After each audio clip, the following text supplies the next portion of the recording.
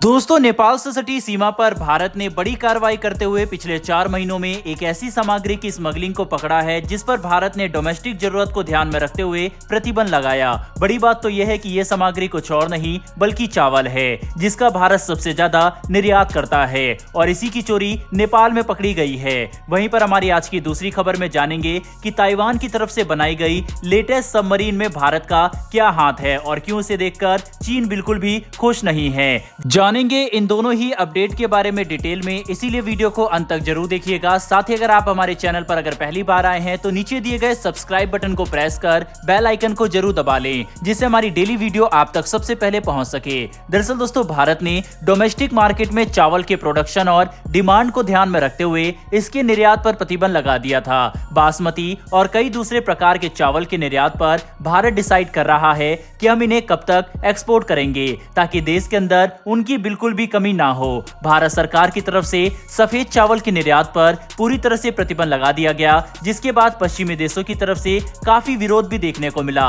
लेकिन भारत का पड़ोसी देश नेपाल इसी बीच भारत से रिक्वेस्ट करने लगा कि हम उनके देश में बढ़ती महंगाई और चावल की जरूरत को ध्यान में रखते हुए 1 लाख टन चावल समेत 10 लाख टन खाद्य का एक्सपोर्ट कर दे। इसके बाद भारत ने अपनी जरूरत को टैली किया और हमने कहा कि 1 लाख टन तो नहीं, लेकिन 30,000 से लेकर 50,000 टन चावल हम जरूर निर्यात कर सकते हैं। और भारत ने ऐसा ही किया। आपको पता है कि जहां पर भी डिमांड ज्यादा और सप्लाई कम होती है वहां पर स्मगलिंग शुरू हो जाती है और इस बार चावल को लेकर बिल्कुल ऐसा ही देखने को मिला। दरअसल लेटेस्ट रिपोर्ट के मुताबिक सीमा सुरक्षा बल ने भारत नेपाल बॉर्डर पर पिछले 4 महीनों में 111.2 टन चावल की तस्करी को रोका है, जिसे बच्चे, बूढ़े, महिलाओं और जवान सभी से बरामद किया गया। लेटेस्ट रिपोर्ट के मुताबिक नेपाल से लोग भारत में आकर इन चावल के बोरे स्मगलिंग करते हुए नेपाल ले जाने की कोशिश कर रहे हैं। इसी बीच इन्हें पकड़ा गया है। सुरक्षा एजेंसियों का कहना है कि इसके पीछे ज्यादातर वैसे लोग हैं जिनके पास कोई काम नहीं है और चावल की बढ़ती कीमत को देखते हुए इसे नेपाल में बेचकर बड़ा प्रॉफिट कमाना चाहते हैं। भारत के अंदर जहां आज 1 किलो चावल की कीमत 25 से 30 रुपए है,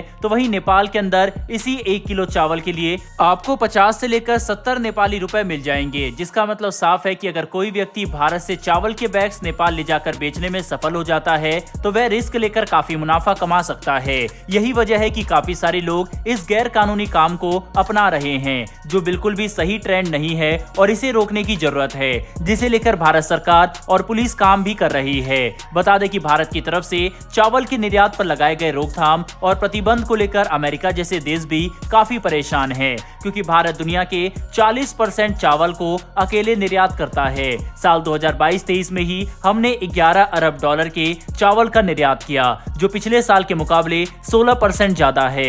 ऐसे में अचानक से भारत द्वारा उठाया गया ये कदम कई देशों में फूड सिक्योरिटी रिस्क को लेकर चिंता खड़ी कर रहा है। लेकिन भारत का कहना साफ है कि पहले हम अपने 140 करोड़ लोगों का इंटरेस्ट देखेंगे, उसके बाद ही दुनिया को चावल का निर्यात किया जाएगा। बहरहाल बढ़ते हैं हमारी दूसरी इंटरेस्टिंग खबर की तरफ, और ये खबर ताइवान की तरफ से निकलकर सामने आ रही है, जिसने इतिहास में पहली बार स्वदेशी रूप से बनाए गए अपने पहले सबमरीन का प्रोटोटाइप बनाकर तैयार कर दिया है और इसकी पहली टेस्टिंग भी कर ली गई है। ये ताइवान की नौसेना के लिए एक काफी बड़ा मील का पत्थर साबित होगा, जिस पर चीन से लेकर अमेरिका तक की नजर टिकी हुई है, क्योंकि ये ताइवान की मिलिट्री कैपेबिलिटी को मजबूत करने के लिए बड़ा मोड़ साबित हो सकता है। लेकिन आपको ये बात जानकर हैरानी होगी कि ताइवान की सफलता के पीछे कई भारतीय इंजीनियर और अधिकारियों का हाथ है। दरअसल इस सबमरीन को विकसित करने के लिए ताइवान ने Bharat, Canada, south Korea, Britain और अमेरिका जैसे कई देशों से मदद मांगी थी, जिनकी इंजीनियर और अधिकारी जाकर ताइवान की नौसेना को ट्रेनिंग देंगे। साथ ही इस सबमरीन को मैन्युफैक्चर करने के लिए अपना अमूल्य अनुभव भी साझा करेंगे। और रिपोर्ट के मुताबिक ताइवान की मदद में कई भारतीय इंजीनियर भी शामिल थे,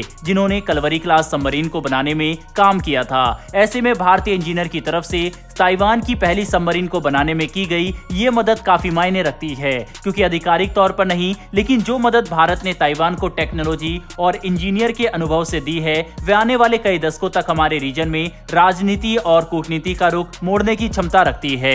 खास करके चीन भारत के इस कदम से बिल्कुल भी खुश नहीं होगा और हो सकता है कि इसका प्रभाव हम हिंद महासागर में चीन की बढ़ती आक्रामक नीतियों के तौर पर देखें। इसके लिए भारतीय नौसेना पूरी तरह से तैयार है। दोस्तों, इस समय भारत चीन चीन के जितने भी पड़ोसी देश है सभी देशों को मदद करके उनको ज्यादा से ज्यादा ताकतवर बनाने की कोशिश कर रहा है और एट द एंड इससे प्रॉफिट भारत का ही होगा, क्योंकि चीन के ऊपर इससे काफी ज्यादा दबाव पड़ेगा।